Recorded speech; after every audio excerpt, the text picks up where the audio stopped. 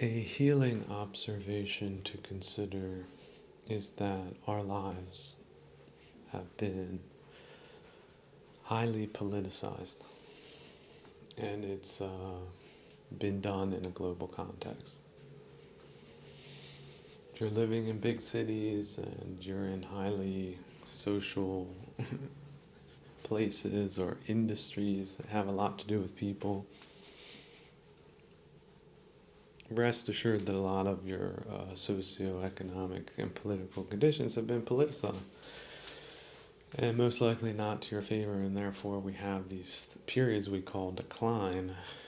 Now, they might not be material decline, at least not in the beginning, but you can have a decline in values, a decline in taste, a decline in order, a decline in cleanliness, a decline in hygiene. How about a decline in mental hygiene? People that are just cluttered up with aggravations. And then on top of that, there's a gigantic memory war going on, where even the past has been politicized. Now, there's a couple of people will come out of the woodwork and say, oh, we know that happened a long time ago. Well, the consequences of that are ever unfolding and moving into different directions, a lot of them in bad trajectories.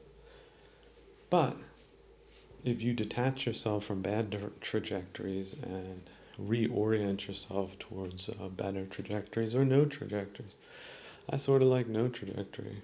Each individual is their own little piece of an archipelago. That's just the way life is. So you're either an island above the seas of sorrow, or you're not. You're submerged, you're underneath, you're drowning. You're all out of air, you're all gassed out, you got nothing but brine in your lungs. But it's okay, you can fall in the water can rise in the middle of the night. You might just have to break camp, you might have to swim. Again, this is not a one-to-one simile. So even if you're underwater for days at a time, if you can give yourself the right effort to doggy paddle once in a while, you can get to different places. You can get to different places metaphysically, spiritually, and you can get to different places environmentally, socially, politically, economically, and otherwise. It's not easy for people to reinvent the wheel. It has been deliberately run off the road.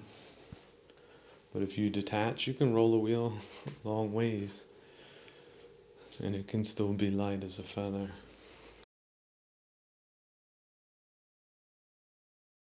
One way of seeing their method of operation as infomercialists,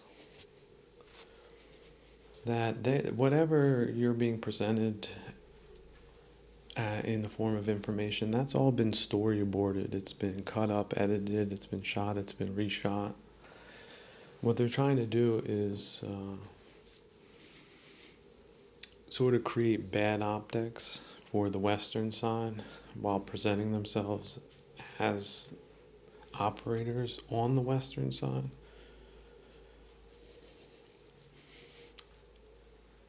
At the same time, and now optimally, they would like to present themselves always in a favorable light. And then they would like to have fifth columnists, people on the inside, white monkeys, etc. Pay for hire informationalists, if you want to look at it in a non-ideological fashion. Influencers that take money for jargonistic diatribes.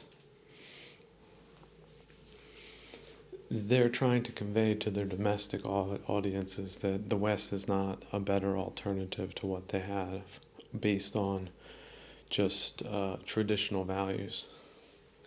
So it can be overt, and that's when it's noticeable, or it can be very subtle. They could have a 28-minute documentary where they show a lot of interesting and nice things, but at the same time they put in 2 or 3 inappropriate scenes, or they build the inappropriateness, or the conclusion is inappropriate based on the presenters that are inappropriate, and their framings, poison framings, convolutions, or perhaps memory war fragments.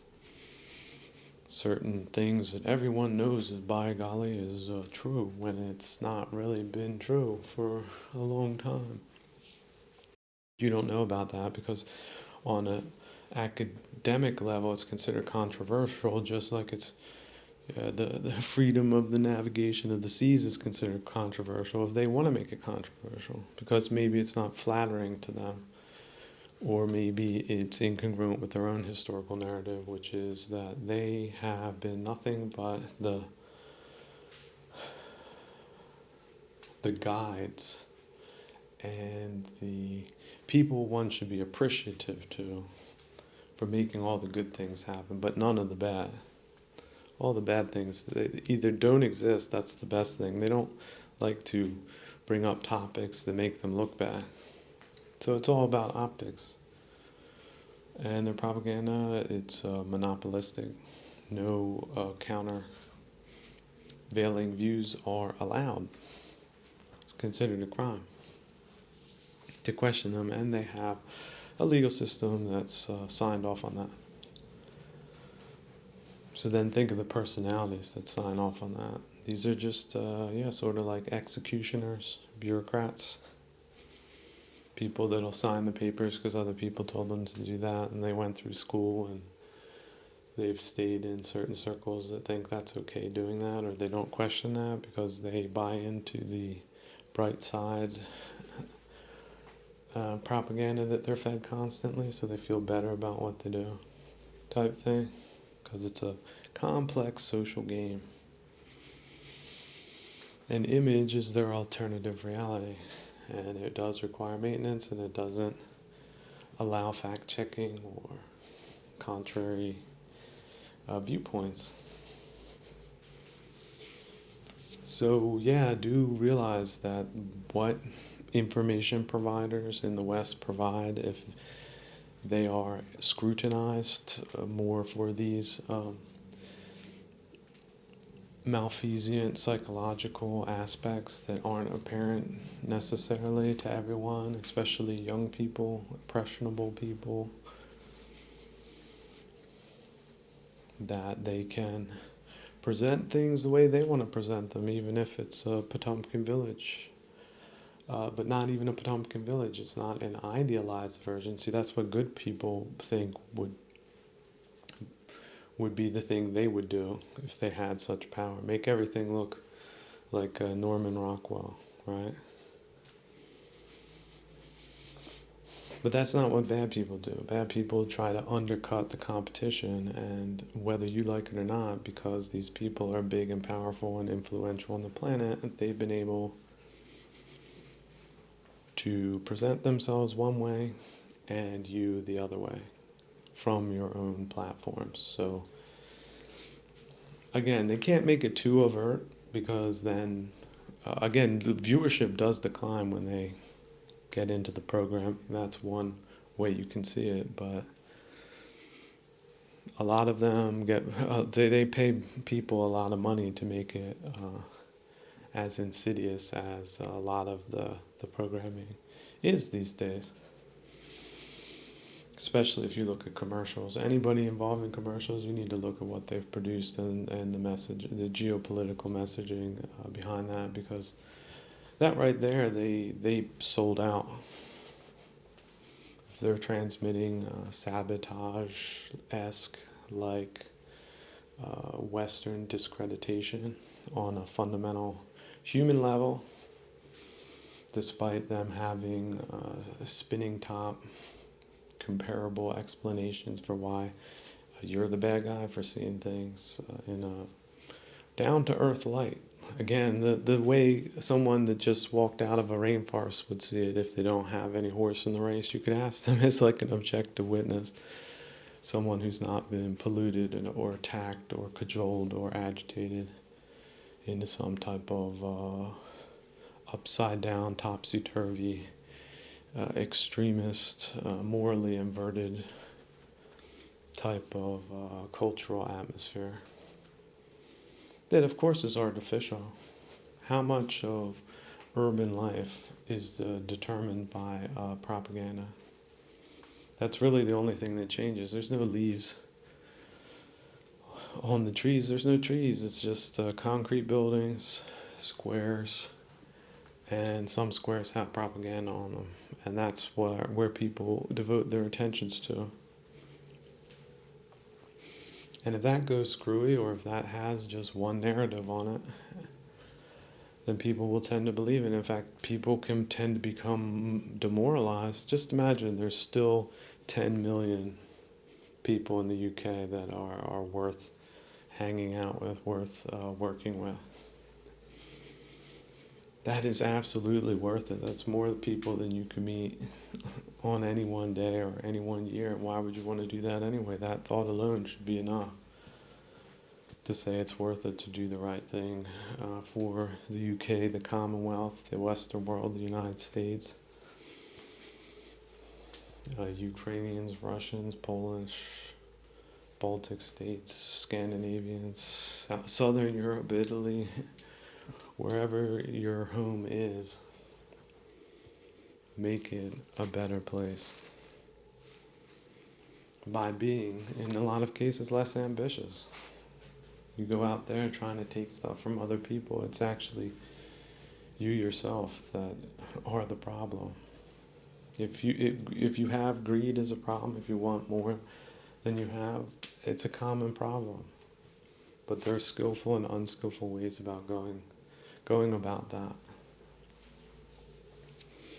And believe it or not, if you follow the skillful path, oftentimes you will create abundance, which allows you a certain amount of generosity, even if it's considered beyond the pale by extraordinarily wealthy people that, however, are not the norm. And so why should you have such distorted views of what it is to live well or live luxuriously and then be potentially disappointed if the way you live and the way other people live aren't necessarily the same thing.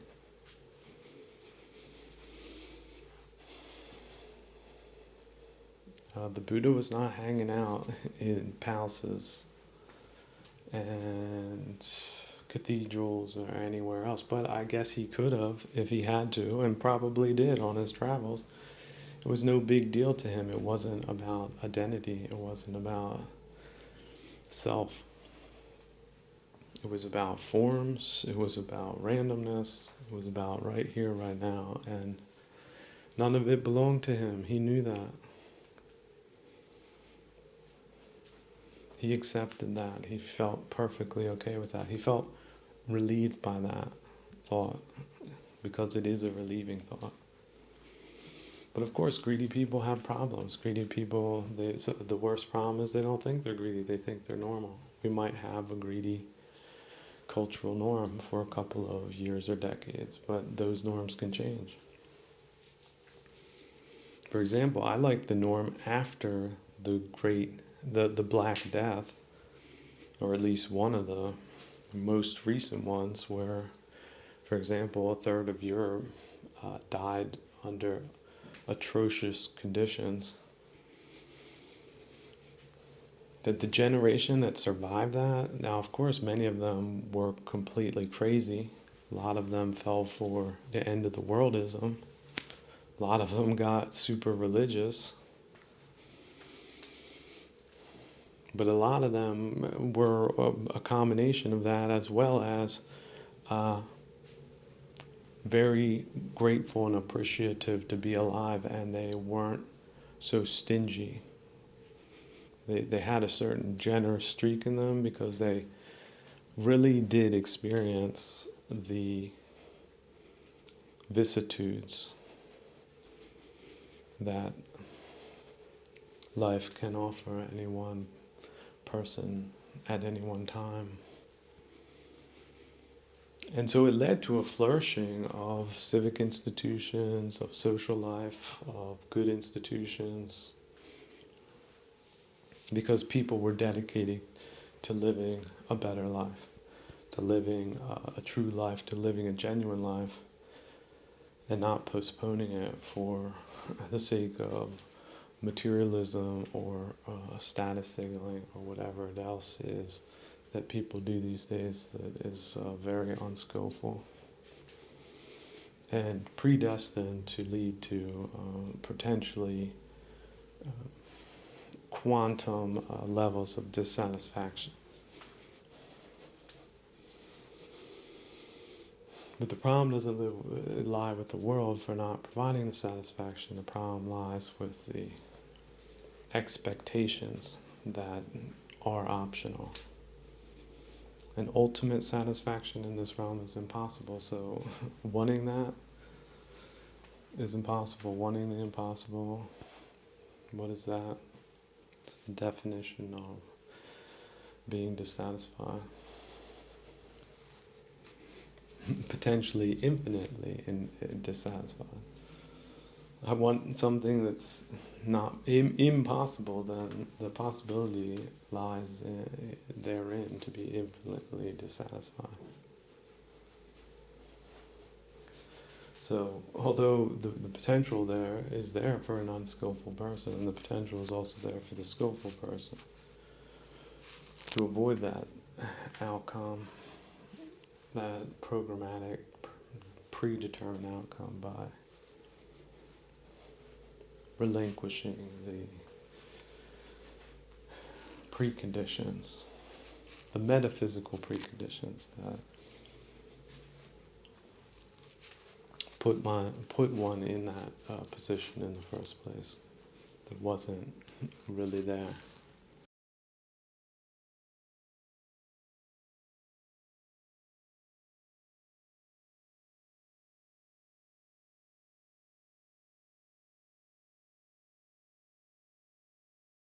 The true generosity of the people of Ukraine was to transmit to the West the true message that what happened in their marvelously, brilliantly beautiful country can happen anywhere. And especially if you're marvelous and brilliant. And so self-defense and not being naive, especially amongst politicians, and not having politicians that are corrupt, that's really essential for survival. If you don't think what can happen in Ukraine can happen in your country, you're deluded. The people of Ukraine have generously and openly and honestly solved this question for all time for anyone who's willing to listen. And you should. If you're a civilized person, this is not a joke, this is not PR, this is not trifling, this is not trivial, this is essential. They have sacrificed their lives to tell the truth. And for anyone that is too enfeebled to listen or too distracted to pay attention to the thousands and thousands and thousands of lives that have been negatively affected in some of the most important places in the entire world,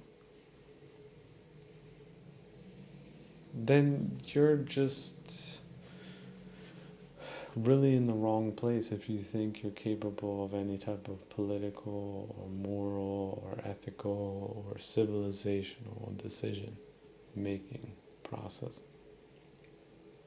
And this extends to Russia as well.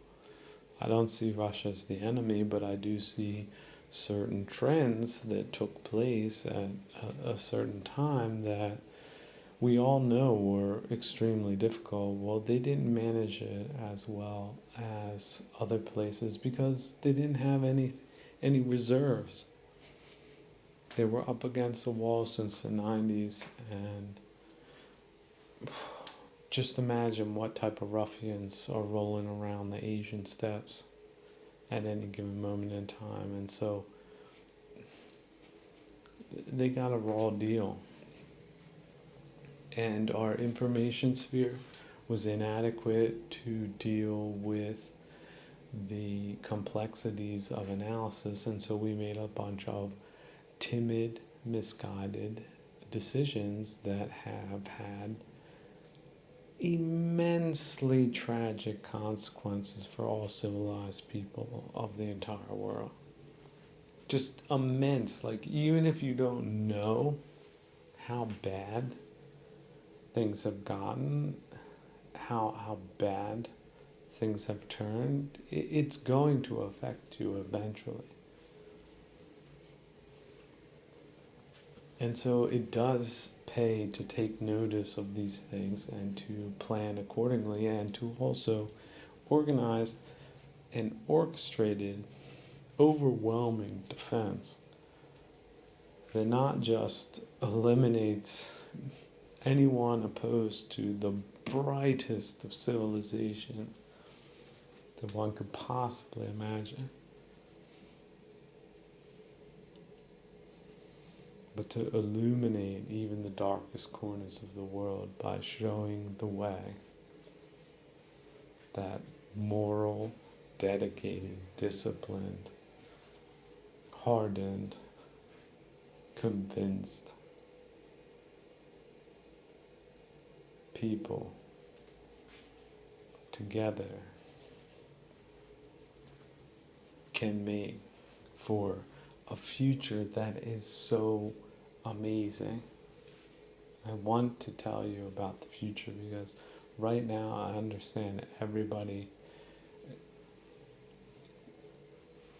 is, if they've been paying attention, not in the best of ways, because nothing's been decided.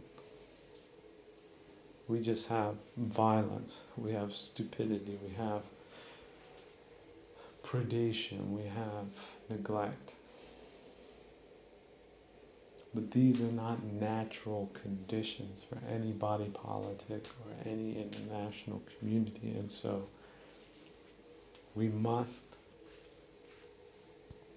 stay the course for civilization. We must do whatever it takes to be better, to allow future generations a better environment to flourish, to show us the way. The observation that it was Khrushchev that decided the borders of Ukraine. And as far as I know, he was not just a hero of the Soviet Union, he was a true hero, and he has the medals to prove it. So what Russian is going to go dig up his coffin and reach into his grave and take those medals and throw them away or question them? But 1917 flipped everything on its head, and we're still dealing with the consequences of that, which have been indescribably negative for the entire population of the world, but most especially Russians themselves. So if you were deceiving yourself, don't deceive yourself. Let yourself be disillusioned with the blarney of 1917. Put it behind you. Look, it's a new day. You don't have to embrace depravity, stupidity, or whatever else. You can have started off with a bad hand, but you can progressively civilize yourself into something that is better, not just a Potemkin village version of it.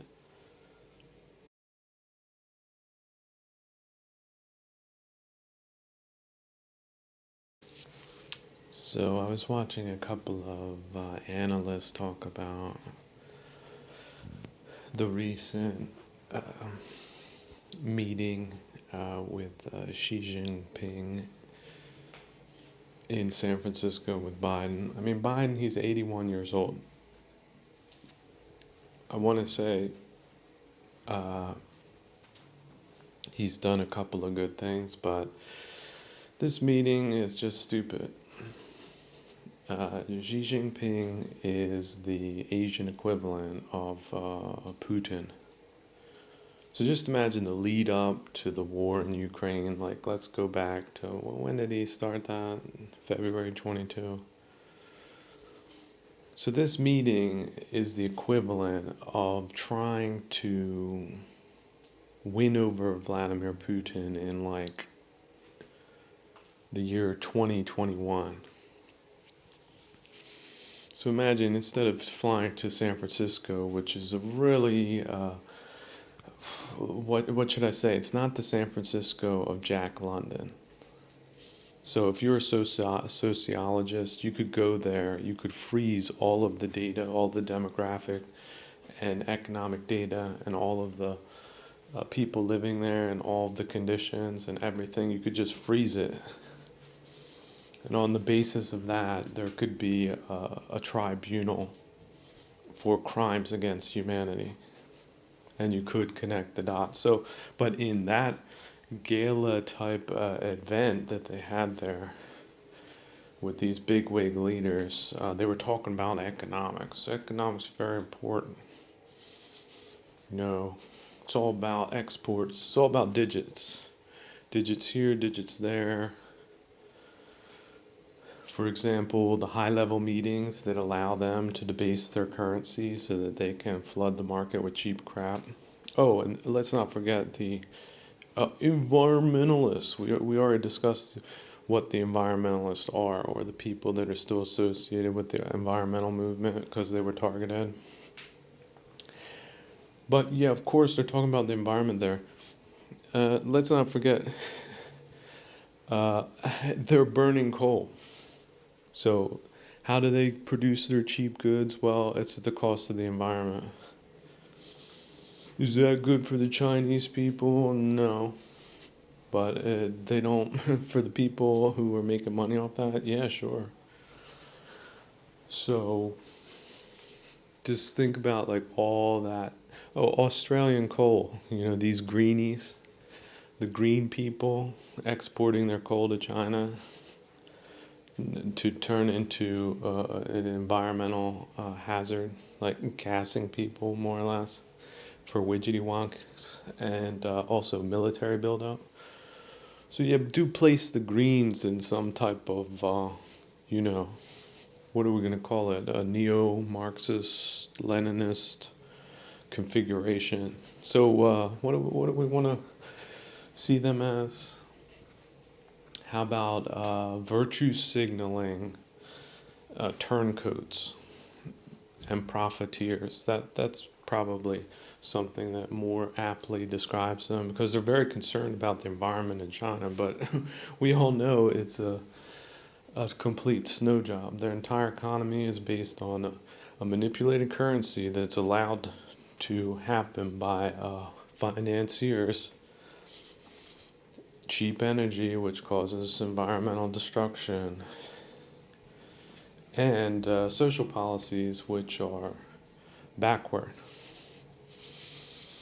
Now, some people might come out of the wings and say, oh, well, Chinese, they don't deserve a free government. Well, I don't agree. If you look at Taiwan, they don't have any of that censorship, political boss, pyramid type system. They're doing absolutely great for themselves if they weren't being attacked or threatened on a daily basis.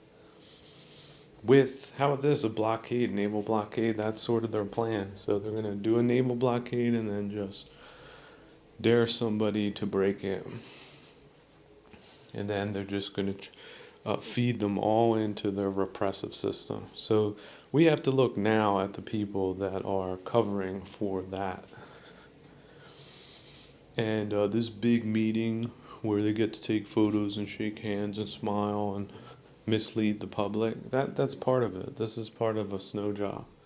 But it was interesting to see the people that showed up at the big table where you have to pay $40,000 to get a plate.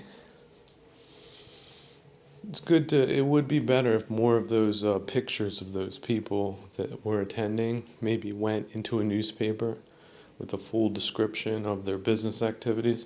Because this is the other thing about business activities. Dig down through the numbers. For example, Australia, they said, oh, after 2014 or whatever, they tripled their exports to China. Well, as we all know, are those Australian companies even, or Australian people benefiting to that, or are those insiders and operatives living in Australia that really are just parasitical, or how do you want to describe them?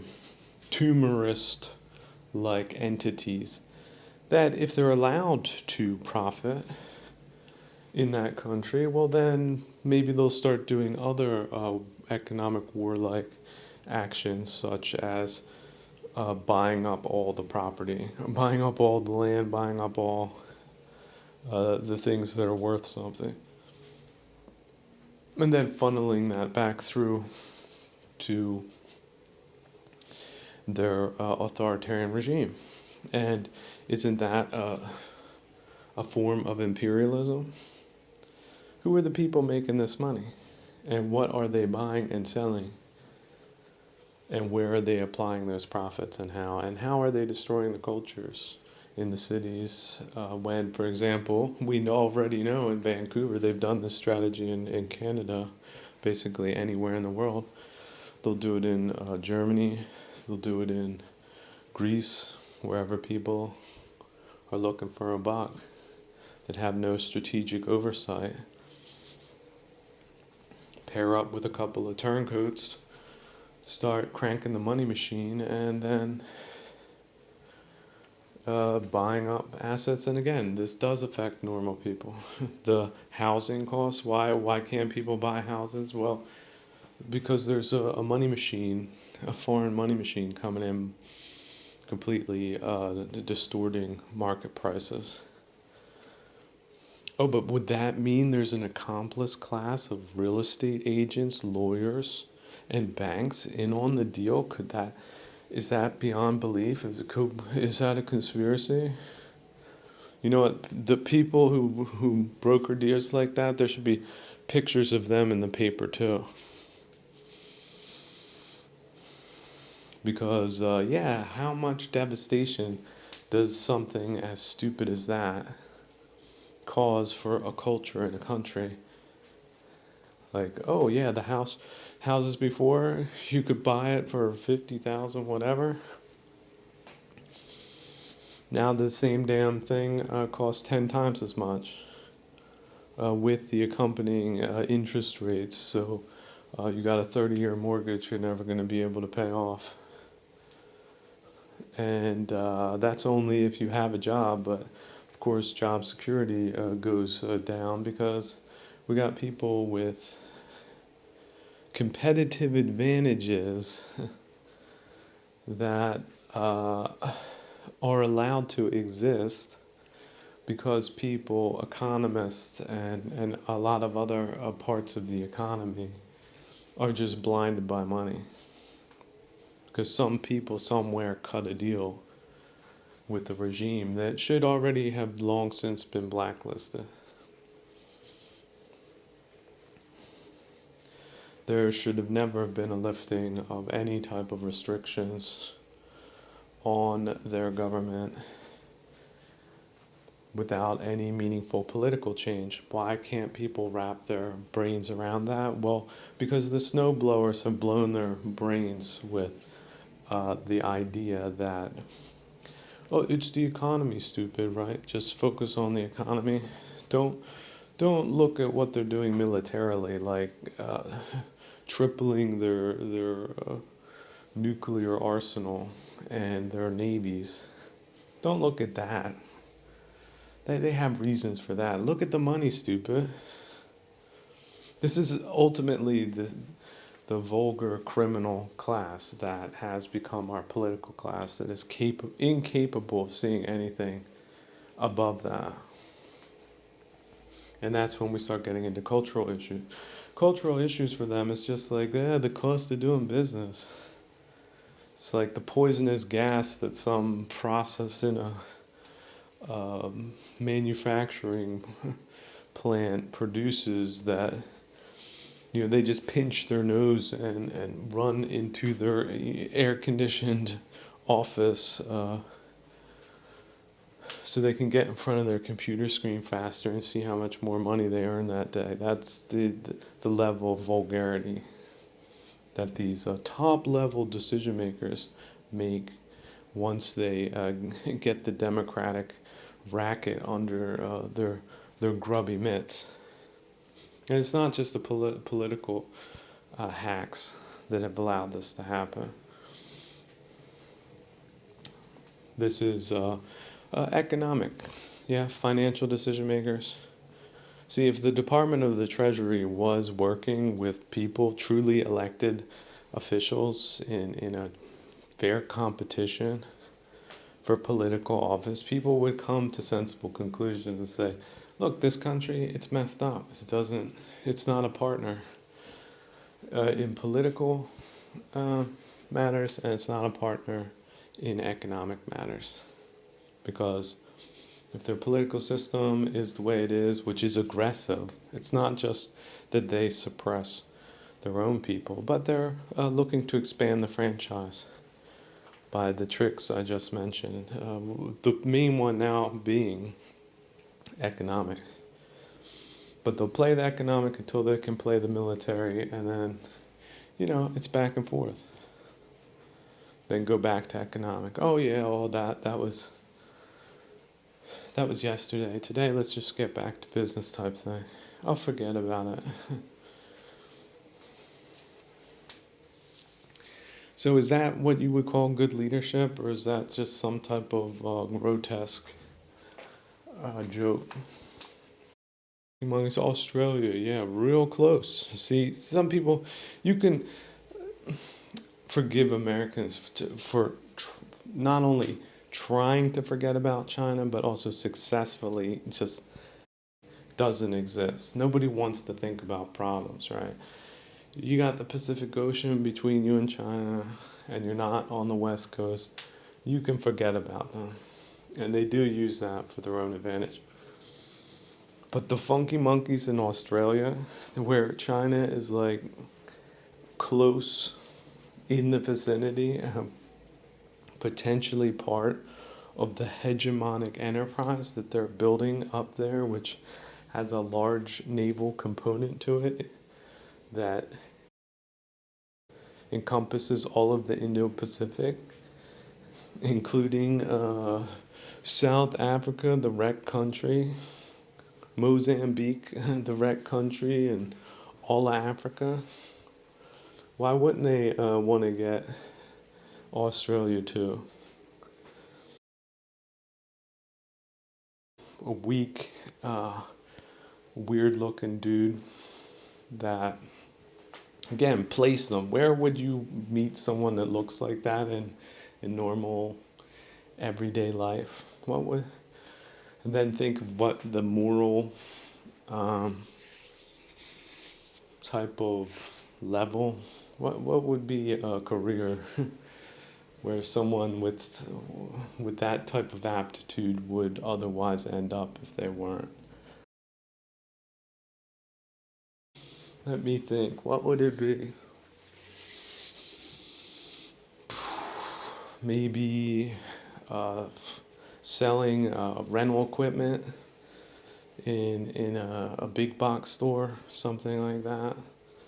Who knows? Not that I have anything against that. If you really do provide good service, this type of turncoat probably would be prioritizing the coffee machine, if you were standing in a line with 5 people trying to get something done. So we're talking about that level, this person, that their political electoral processes put that person at the top. So, but of course, it's just, it's it's so amazing. Like, they think it's a big important deal when they fly in to be wined and dined in an autocracy. Again, let's go do the Putin comparison. So this is 2001. This is people, the equivalent of people showing up like Macron at the big white table on the Asian side. Let's say, where do they meet? Because that's also a rec city that's strategically important. You know, police department's not working, randos showing up on boats, nobody knows nothing type place. It also has a naval port where presumably a lot of drugs come into it. That has a reputation, is known for high crime, high drugs. So they meet there in some posh hotel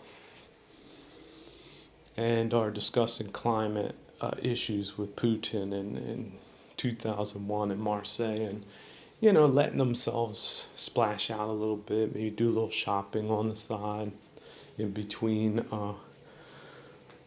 luxurious meals and massages.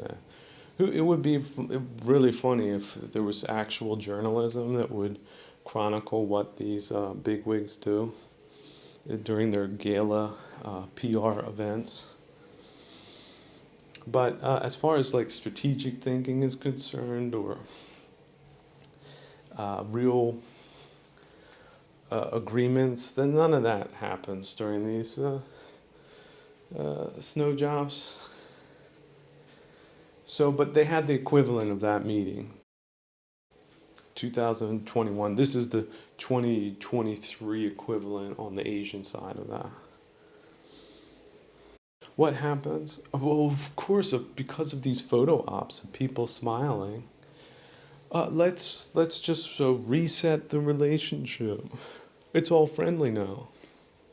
And the reset means across the board. So the entire propagandistic environment, like CNN, it goes from like 9% reporting on China back to 0%, or just little softball stories about how people are doing so well over there with their investments.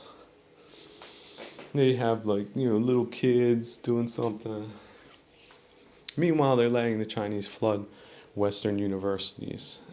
Not just Chinese, again, it's multipolar actors flood universities that are aligned with autocracy, which has also led to a rise in tuition, right? They're behind the rise in tuition. So the kid from a farm in Iowa, he can't go to unless some jury of wokesters decide that they need more potential butt cushions from somewhere in the United States, somebody who can speak English correctly. So they might let them in, but most people, the farmer, the kid from a farm in Iowa that should have definitely gotten in, he doesn't get in. So this has been going on absolutely since the 90s. No talk about that. That's not happening. That's not important. Culture, what's that? Right? That's part of that poisonous gas that we run through from our luxury armored vehicles. We run from them into our shiny offices and back and forth. That's the only time we pinch our nose when that topic comes up. But managing relationships, managing photo ops, managing statements, managing relationships, they'll do that. That's about what they're qualified to do as dummies, props, and proxies. So you don't like that? You don't think it's a good direction for you? Well, they don't care. So what's the solution? Two fake parties, more or less the establishment parties, and then they have a third. They have a third party for special events that is fake too, and then maybe two other parties that are sort of defunct. So to start a new party and realize that what they're up against, which is a full spectrum attack that has economic, military, and social and political components to it. Because it's not just that they're taking the spots at the university, they've ideologically captured these universities. So you will be graded on ideological conformities. So what are the effects of that? Well, look at Cuba. They did it in Cuba. They decided to support the communist revolutionaries. Where's their economy today? Well, doesn't really matter, because the families that are still wealthy and impunistic, they got a tropical resort down there. They don't care how the people in the barrio are living. That's a little bit above their pay grade, isn't it? So, but for all the civilized countries in the world, the entire Western world, is that a direction you think we should be going, to accommodate people that have no strategic plan other than that? Self-enrichment for their ride on this planet till the wheels fly off. That's the strategy. Just came out the other day. So Tory party put it in a box. Labor was screwed up in the 60s and 70s. Still screwed up to this day. Reform party, a fake third party, and so that's sort of the starting point. U.S. Republicans, Democrats. Look, Republicans have what did they have? They had Thatcherism. Reagan was a Thatcherist. So you can see right there what they were on board about, which was the money. But they still, if you would have told them what that money actually cost in terms of cultural degradation, they might not have signed off on it. Some of them didn't. And okay, some Democrats in some stupid areas for some stupid reasons weren't the same as in the Northeast, but certainly the party as a whole was dominated by the Northeast, and the Northeast got rotted out. And that has to, the universities are where you need to look for why that process happened. So potentially in the future, like all the crimes against humanity, like all these fentanyl deaths, could be attributed. Like if there's an investigation into that and they add the cultural component, like, well, how does a catastrophe, a national catastrophe like this take place? And then there's an investigation into the people who were in political positions during that time. If any type of statements or connections to these authoritarian regimes or cultural programs, countercultural programs, anything like that, they could be sentenced as foreign operators. And again, of the 800,000 fentanyl deaths of this year, which is 2023, they would be, you could do something like, and say, well, yeah, you were directly involved in that because it's a dereliction of duty. Because, well, I see, it's an opposite. I was just following orders. In this case, they'll say, I didn't know, or I can't be directly connected with that because I didn't have anything to do with that. See, that's how they're going to come and try to skate out of it. But criminal negligence is a known factor. So, for example, there's a law. You need to have a fire extinguisher in this position. The factory burnt down, but we didn't find any burned fire extinguishers, or the reports were they didn't have anything to extinguish the fire with. So, and then 20 people died. So, who was responsible for that? Or the sprinkler system didn't work.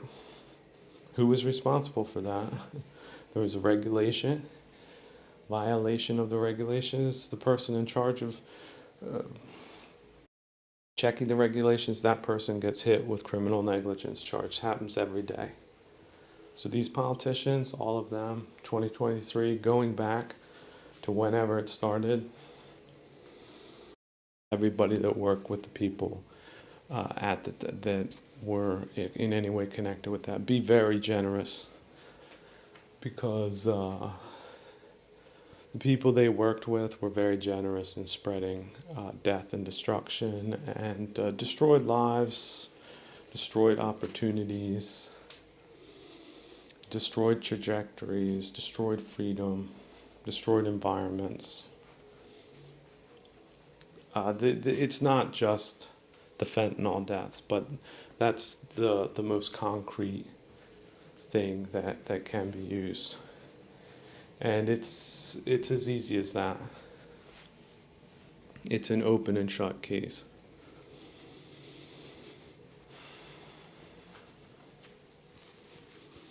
So, and also on the economic side, anybody dealing with these authoritarian. So what is that? What's this? All of your wealth is based on trading with an authoritarian regime? You're busted. That's how things like that go down. And as far as universities go, either shut them down or completely redo the departments. People, you can, all departments reviewed for psychological terrorism or some type of social pathogenic type of ideologically based nonsense. All the departments get shut down immediately, across the board. They want to study something like that, they need to fly to Cuba, where they can learn stuff like that. And they can also stay there.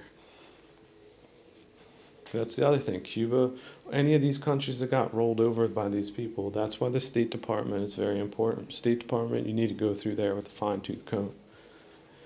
I'd say anybody that's worked with the State Department since 1980 is somebody that needs to be put under a serious review. Where have they been? What type of things did they negotiate? What schools have they attended? Who do they know?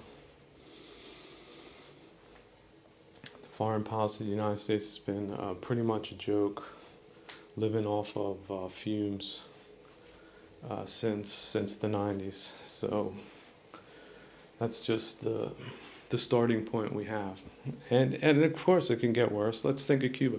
People in 1975, what type of prospects did they have in Cuba? Was it going to become a better country? Was it going to finally become the socialist paradise they were promising? Or were things just going to get worse and more stupid?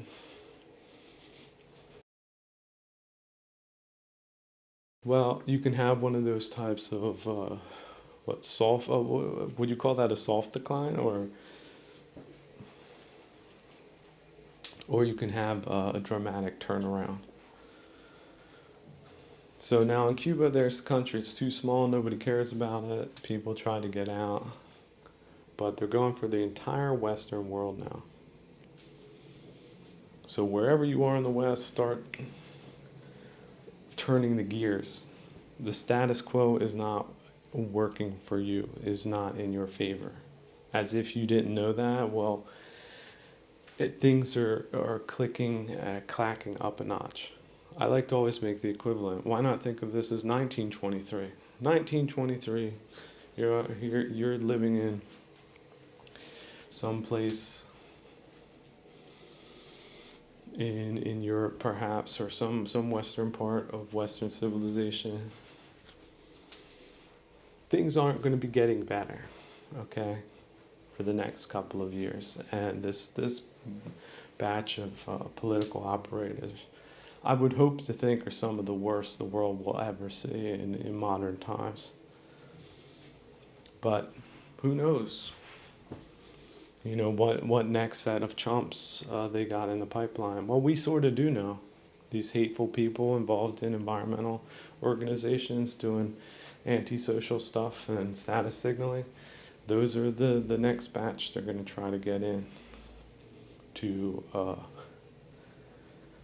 governmental and also economic positions. It's not, see, everything's political with these people. So the ability to give people jobs, they like to use that as patronage.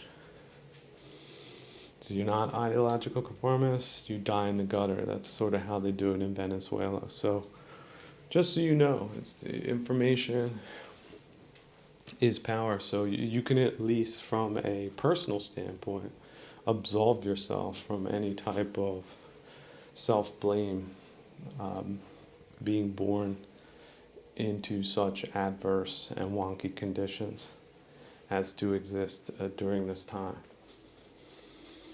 You can also forgive yourself for believing massive, interconnecting, and monopolized propaganda, public relations campaigns. People, they don't pay that money because it doesn't work. It does work. Even the smartest people. And even the smartest people are surrounded by family members that aren't so smart, or people they're in a relationship with, or business associates, workers, you name it. We're all part of a society that wasn't built to be attacked in these types of ways. Mass misinformation campaigns, psychological campaigns, cultural campaigns. We weren't built for it. And so people are getting rooked left and right. People are being sent down the shaft, okay? They're being directed, they're getting the shaft. Like Westerners at this time are getting the shaft. And it's these operatives that don't have the political will nor any type of strategic understanding that are letting it happen. So how valuable are they again? Or, oh wait, if these are detrimental people, what do you do with detrimental things? Think about that. It can be as simple as that. Here we have 100 people, and there's 80 of them that if you have anything to do with them, it's going to be a detrimental relationship. So you need to realign. You need to reposition. And you don't need to feel bad about dropping people that have been hoodwinked by these campaigns. And also think that those like tryhards and diehards that the Cubans had that were, out there. You see them in North Korea too. It's the same franchise. They're out there. They're, beating the drums. Oh yeah, Moldova. Sometimes they pay them money. Like the people that would otherwise be selling their kidneys. Hey, you get $50 or $10. They don't pay 50. The person who's been given a budget wants to skim that off for the top for himself. But they'll pay him, $20 or give him an apple or something, a fruit basket. Then they show up with get a little T-shirt and a hat. They're hitting the drums and saying that the regime is really working great. Long live the big chump in a military uniform smoking a cigar. I mean, this is the circus. This is the circus lives. But imagine like a try-hard one of those in like 1975. And that, they really thought they were in on some type of new thing and how they would interact with other people with their pseudo-intellectual, jargonistic gibberish and convictions about the future socialist paradise. And then flash forward to today, how those better than now dunderheads, Rubes and Marx, how they're living and what they have to say now. Will they go to the grave repeating lies? Some of them, I'm sure they will. People that have just misinformation their entire lives, they die that way. It's like a dog that has some type of chain on its leg, like a leash somebody never took off, it like ran away, and it deforms its leg. Like these people's brains, minds, and lives, everything about them is a deformation. Of course, it's a cause and effect relationship. They could have been something better under their leadership. This is what they end up, like some type of rotten eggplant.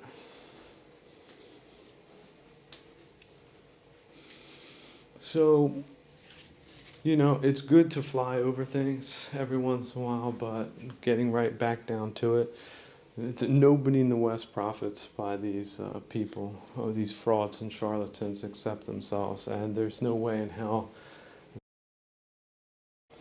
Now, our system right now doesn't appear to be up to the challenge, but that doesn't mean we have to stay with the same political infrastructure.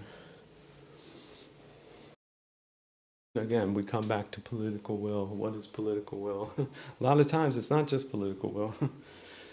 It's out of controlness. Right? It's some random event that leads to a cascade of things happening that leads to something else getting adopted. Nothing. You can really take nothing for granted. There's no permanence in the future. There's no permanence anywhere. So embrace impermanence.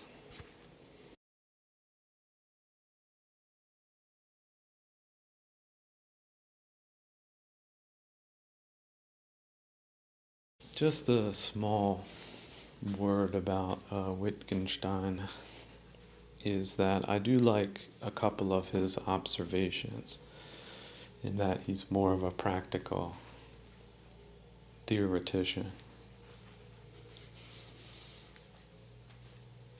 He has some quick ways of looking at things in a different way. And that it's really the variation that makes something interesting. It's not just the one truth. Just think in terms of a photo or taking a photograph. The light conditions are always variable. Yes, you have a photo, that's one mind moment. But the environment is dynamically changing beyond our comprehension. Because then we get into the infinity of space.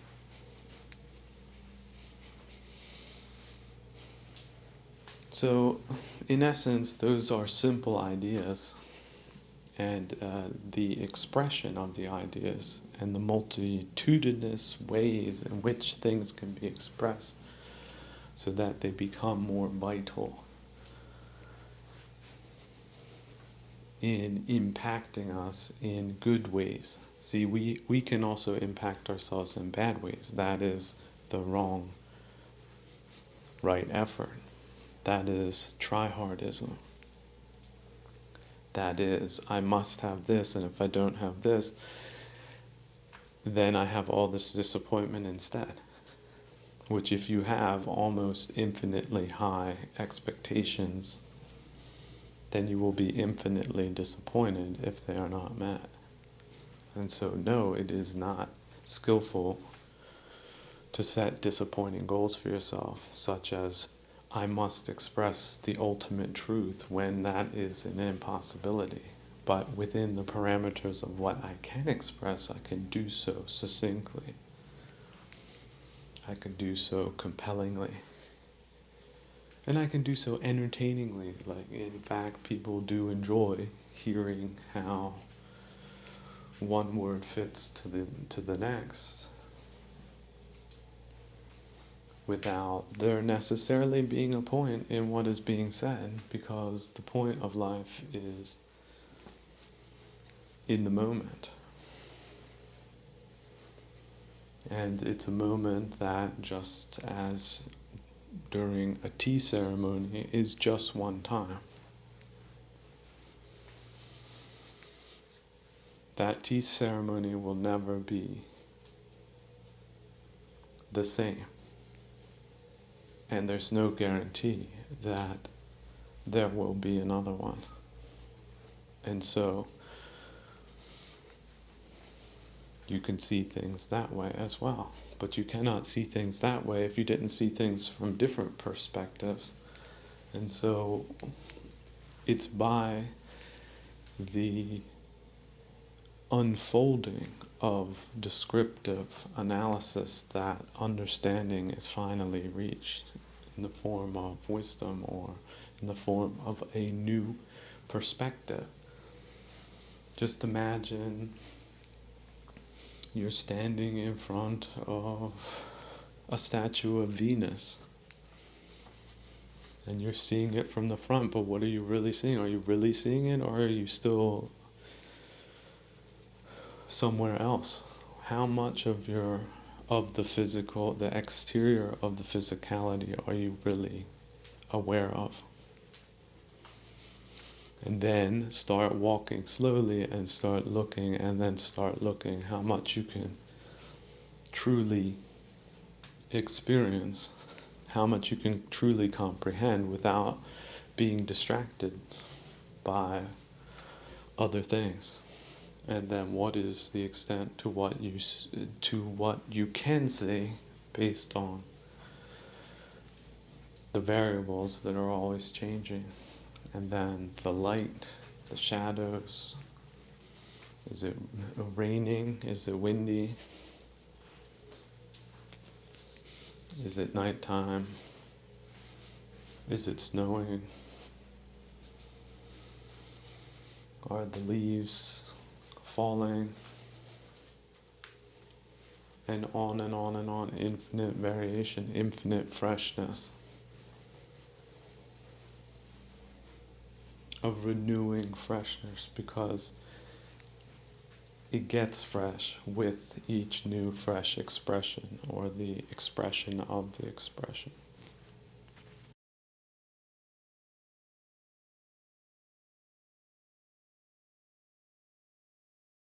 A poet doesn't have to make sense. A poet doesn't even have to express himself in such a way that is immediately understandable. People are usually reading a poet just because they want to be along for the ride. They don't know what's coming next. What could be the next thing that happens in life? What could be the next insight? There's not a necessary logical causality between what will be said about what at any given moment. That's why they talk of the muses, because the muse comes when it comes, not when you want it. But if you construct your life in such a way that you're ready to receive the muses, which also means receiving some of the bad muses that you also need to skillfully eject. See, a lot of the poets that were receptive to the muses that got some bad ones. But of course, some of them had bad luck, but also some of them had good luck. A lot of poets have died young, so Also, some in middle age and some old. I do think that there's something definitive about that. The older I get, the more fascinating old people become to me, because I've come to realize these are survivors. They survived, and some of them survive remarkably well. They maintain themselves remarkably well. They keep their wits about them, their humor about them, their appreciation and gratitude for life about them, and also the wisdom about them. They don't have to produce, they don't have to bale hay like they used to. In fact, their lives adapted to a different rhythm based on cumulative experience. Now, this doesn't mean that they don't do that. There are some small scale farmers that might still bale hay until the day they die, because that's sort of how our ancestors did it, if nobody else was looking after them. And why should they? Although it's nice if there's a family around that can be of mutual assistance. But that's a perfect idea, right? Sometimes it doesn't work out that way for multitudinal reasons. They say some fathers live to bury their sons. It's not just the sons that bury fathers. Although there's certainly been many of those variety. And the stories are pretty mondain, n'est-ce pas? Or would it be otherwise? Or why should it be otherworldly when this is the worldly realm? And so a poet is somewhere in between there. Like, a poet doesn't have to speak the truth. He doesn't set that out as a goal because he knows it's impossible. But he will walk around the thing and then via description try to come to some type of consensus about what is the thing that one is looking at. Here is a stool, a certain type of stool. It's made out of a certain type of materials, has a certain type of shape. It's so high, and you can use it for this, and this, but it's not good for this, and this, and you can't really know that until you use the object in different ways that you think would be beneficial to take care of some problem of another, such as the problem of perhaps being comfortable tying your boots, because you have to take into account that you've had several serious injuries that makes it a lot more difficult to sit on the ground. And so maybe it's just a log with 4 holes and 4 legs. Maybe it's something else.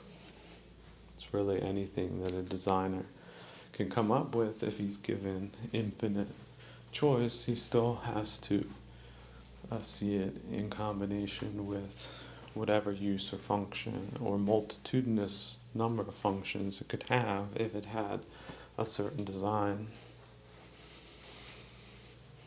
And yet that's just the theory. The practice is we have these objects, we interact with them, and we create experiences based on that. And yet, at the same time, we can orient ourselves towards the better places, the more comfortable conditions, despite the circumstances, which could be, for example, a war. People call it war. Really, what does that really mean? Things are just exceptionally bad. Or hellish conditions. Why not that? We have hellish conditions. People will blow you up if they can. That level of animosity. Okay, well, apparently war is a big part of the worldly realm. So, what is it like to be living in a war? What is that like? Some people have written things down during wartime. A lot of people read it during peacetime. But some people, if they're lucky, they get to read it during wartime too.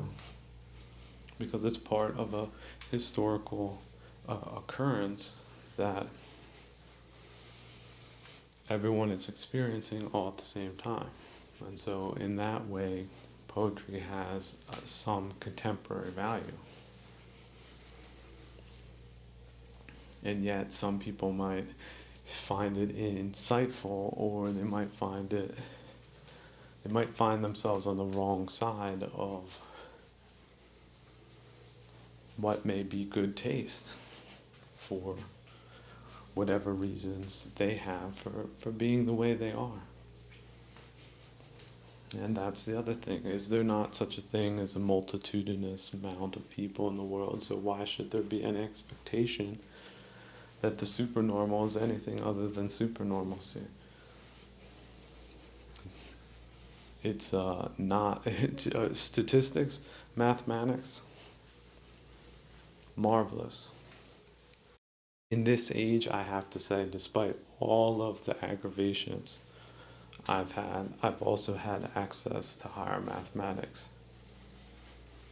And that is a gift that keeps on giving.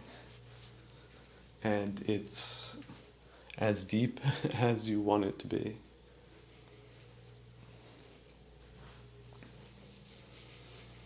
And it's quite a fascinating pursuit on top of that. So there's so many things that, but coming back to statistics, why is mathematics so wonderful? Because it gives you this statistic that by definition supernormalcy is rare, just by chance occurrence. So the only thing that gets you to supernormalcy is practice. And all you have is yourself. Nobody can do it for you. They can give you advice, they can give you some pointers, they can say what worked for them, but they can't really make it happen for you unless you get there. And so poets also have that type of champion quality, which is found in the nobility of expression and the aspirations of genius.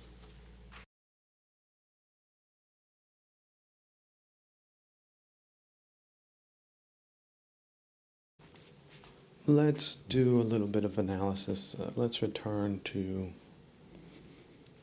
wokery and what function it serves. In fact, it's a negative selector. So it's the negative selector, value selector. It's gatekeeping on values, luxury beliefs. That's the filter for good people. If you get through that, as long as you don't make any screw-ups and pretend like everything's going according to plan, according to the propagandistic rules, which is sunshine on your side, shade on anything that opposes you, with zero morality and everything about self-interest, and you can get a paycheck for that. And so they're already pre-recruiting cultural people out of the colleges, and of course discarding the genuine people, because they don't want the genuine. The genuine is opposed to them, and finally, what are they? They're the administrators of that, the profiteers of that. They're essentially a nomenclatura of white monkeys. So they're gated, they're separated, they're sing-songy, they're optimistic about the future. They are. They sort of like the gigs that they have, and they'll present themselves favorably as long as they can. So if people throw little spitballs at them, the public, the peanut gallery, booze them out of a venue or another, then maybe they'll just switch out some people, do some window dressing, and shift the focus someplace else. So where's the other wars happening? Oh, let's go back to Mali. No. Oh, one day later, let's go back to all the great things Australia's doing with its cancerous and tumorous parasitical economic relations that are really important. Just like, remember Ukraine? That was really important. It was all economics between Russia. They couldn't. There was always a threat that if they took any type of independent decision for themselves that would have been manifestly better for themselves, then their whole economy would fall apart. But at the same time, if they entered into the European Union, that's like a reason for starting a war. Doesn't that seem strange to you, unless it's sort of like some type of hostage, parasitical type scenario dynamic? Ukraine, Taiwan, it really doesn't matter. See, they want that morsel. They want the healthy morsel of people that haven't been enslaved by their horrifying dialectic, materialistic systems. So if you think that's too far, it really isn't. How many administrators do you need to have more or less? They just need 51%, more or less 60%, or be more demanding on things and less movable on things as a block. And so these are just basic political realities that these people implement. So yeah, the people you're looking at on TV, they're most likely, information outfits, political outfits, socioeconomic. They're substitutionists, they're nomenclaturists, and they have their little politically correct thing, their social game. And if you fall through, don't feel like you're a bad person. It's actually them that are bad.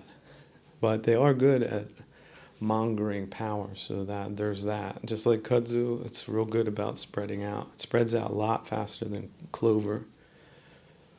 And yet, is it poisonous? Like, will livestock eat it? Probably not. That's the thing. So imagine that. It doesn't grow as fast as clover, but it's totally useless. Except within the context of its own flourishing, which it absolutely doesn't question on fundamental, certainly moral principles. What's that? That's what these nihilists said. What's moral principles? Who gets to push the coffee button machine when? That's what they're interested in as far as office politics goes. Who gets to charge a fee when somebody wants to print something? That's about the level of the instincts of the vulgarities that you're dealing with. So now you know what you're dealing with. That helps. Doesn't mean it's going to change things, but now you have a better read on them. These people are involved deep in social games and not coming clean with themselves or others about their motives, unless they will break it down for other members that they're in it for themselves. And the other people that they select for, they're in it for themselves too. So it's sort of that type of relationship. And as long as it pays, people don't ask big questions.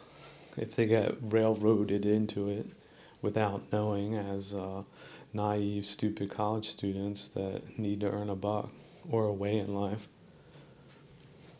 So that's why they're all focused there. And again, the poisonous gas that people are complaining about, called the culture war, that's a side effect of that process, the decapitory, substitutionist process. But when you start thinking in terms of, in the UK, we're talking minimum 150 billion into different pockets. There's people that will take that deal no matter what they have to do, even if they have to import them, and they do import them. You think they just did it with telemarketers? They do it with political operatives now.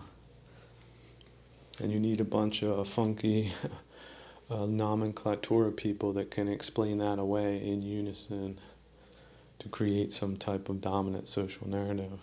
Because otherwise people would call it for what it is, which is a ripoff, a heist, a bang dang dillio, a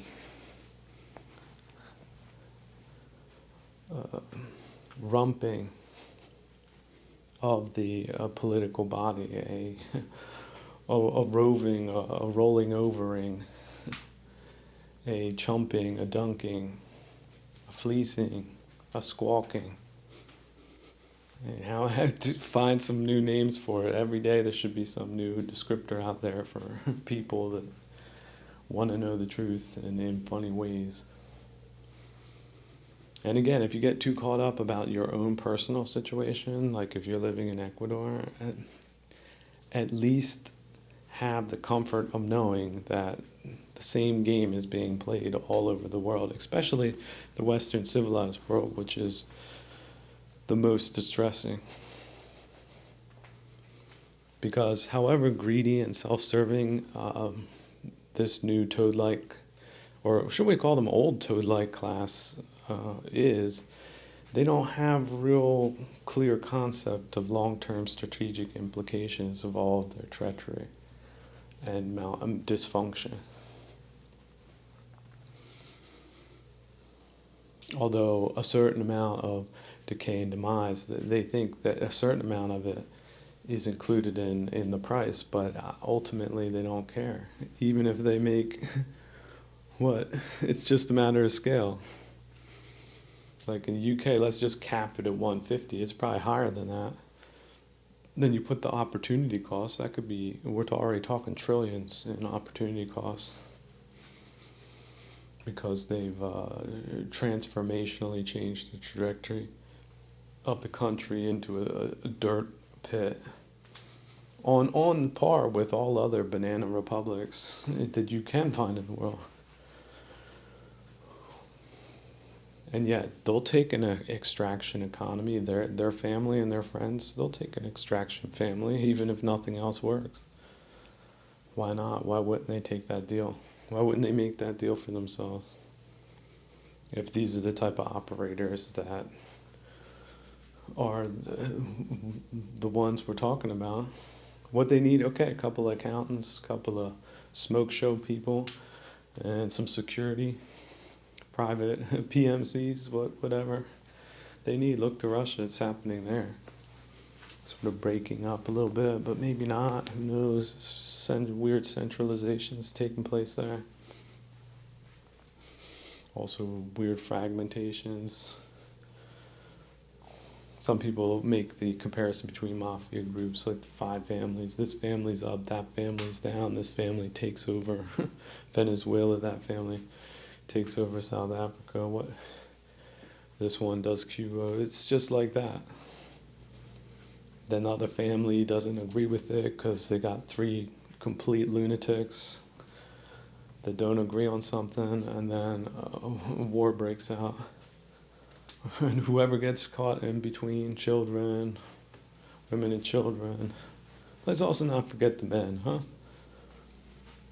Thousands of men, no jobs or nothing, but they can send you to the front with a raffle that only works half the time. Oh, they're going to pay you too, but you do have to come back alive to collect. And there's a lot of paperwork that can go wrong, I hear, and does go wrong. Oh no, you weren't there. You can't prove you were there. You don't have a stamp. That missing foot, you could have got that by Saturday night hijinks at the local vodka spot. You can't prove it. That type of thing, that type of hustle, they have that out in the East, out in the boonies. Oh yeah. The big cops out there, they're not real worried about broken down men that like to get drunk all the time. till they die in their 50s on average, as that is the life expectancy under such a trophied slave-like conditions. But guess, they're way out there. Nobody cares about them. The people making money, they're living large in the big towns, big city. Those those extra costs, they don't see them. That's abstract. They see the stack of cash, just like the lowest of the low do. Sort of suggests it, doesn't it? Despite position, yeah, it can happen. Has happened. Will happen. Knowing the truth doesn't keep it from happening. All gangrene, you should read up on it. It's fascinating. Ultimately, you can abstract it as a principle of decomposition and the agents thereof. Nomenclatura, get to know that name. It's deliberately confusing. And now, thanks to the extreme generosity of the so-called multipolar global South and the global East, the global West has their own version of it. Just pick your country and take a look. Take some comparative notes on the luxury beliefs they have. Let other people know, because they're not really all that creative. Just like the film industry is tanked under the tutelage of the decapitory that elbowed their way in and locked the door. They have a couple of political formulas. They like working with oppositional parties. Like if there's a majority conservative party filled with normal people, they'll come up with opposition parties and coalitions. They like coalitions because then the worst, it could be a small, tiny party, gets 5%, but that gives them access to the ruling legislation. They like situations like that because then they come in and apparently people get muscled, or what they get made to understand that their policies are going to be predominant in the coalition, no matter how much of a minority or a lunatic type platform they had or have, or the people in them. So don't take any of these people at face value. Results matter. Now these people, honest people, can be sabotaged. Let's not forget that, but honest people that know what they're dealing with, because now they know, they do bring good results in all types of weather, all types of conditions, not just sunshine and rainbows. Especially when it's raining and there's snow outside and there's all different types of things blowing up, rotting out. But this is, again, the plane of trial. This is the plane of testing. It's the dimension of adversity in many ways, many cases, many places. And it's all different all the time. And yet there are similarities and patterns if you are capable of identifying them. And in these cases, they are. So look to Argentina, that guy, he's a clone, a Johnson clone. His platform, he praises Thatcher, should be tell you about anything. Then they want to peg to the dollar, that even though they have runaway inflation. So what is the result of fake governments like that? Well, they give people a lot of hope. They mimic populist positions, but they end up sabotaging it all and just enriching themselves. So does he have an expensive drug habit? Who knows? Could have one. Could he be sort of half crazy? I think you'd have to be half crazy to do something like that. Some people say Johnson was crazy, but some other people said he'd shag anything. So maybe he was just sort of a loutish, piggish type of ignorant, stoogish person, which in a proxy And you can't have everything, right? You can't have Wittgenstein and Beethoven at the same time. It's either one or the other, right? Can't have both. But that he would be so clownish and clownish, and also popular with the rubes. Apparently, he's a rube populist, not a real one. See, they get the real positions from real people, and then they have their stooge run with it. But he clowns it and fumbles it, and then blames others. But the money's gone in the meantime. So, but don't just look at the top. All the people that brought him in, the whole party, they're running a clone. So.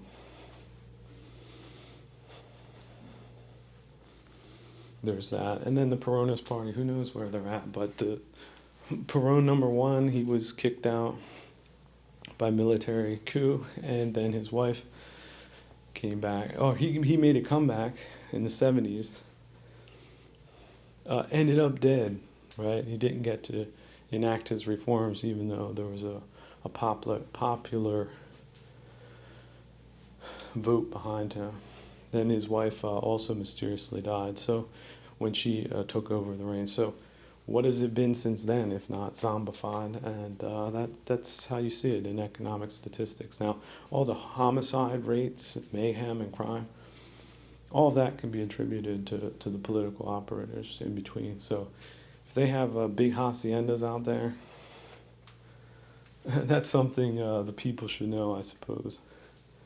That does indicate that there's something something fishy about the operation that has such popular people now at the helm of the most important ministries, of who knows how many captured souls are now in that place. So, is it heading in the Cuban direction? I would imagine so. This is just the big flop before they just flop back and forth. It's like, you get this flopper, then you get another flopper. The tendency is flopping. But the personalities are there. So if there's a journalist, it would be good to compile their lacklusterism. Should dig deeper, not just the candidates, but again, take some more pictures of blobists. Like, who are the real rank and file blobists, and how do they comport themselves? What little tricks do they have? Rather than self-congratulatory group thing, hive mind thing. Would be interesting to know. Write in the comments. That would be fascinating. Or better yet, write a book. Send me a link to it with photos. That'd be great. You could take photos like in those old 70s gritty 70s films with like a Polaroid, cha-ching, and then tack it up to a wall with string in between the different faces to make the connections, how they move the money and where it goes and who has what. That would be just so fascinating. People are looking for a telenovela. Those are the people that you can style it on. And then you can also have fun, perhaps at their expense, even though everything else is way more expensive than it should be, because they're the ones ripping off Rumpin and Roust in the country. Rumpin, roasting, and toasting themselves. So, which should have you come back and review Johnson himself. So Johnson is is a way in which they can express their complete and utter disdain for what they think is the electorate. Like, he's a boobification or a personification of the boobification that they consider the electorate to be, but they're on the inside joke in a theater group type of snide, condescending, classist way, because that's all they got at the end of the day to prop up the facade of their abilities.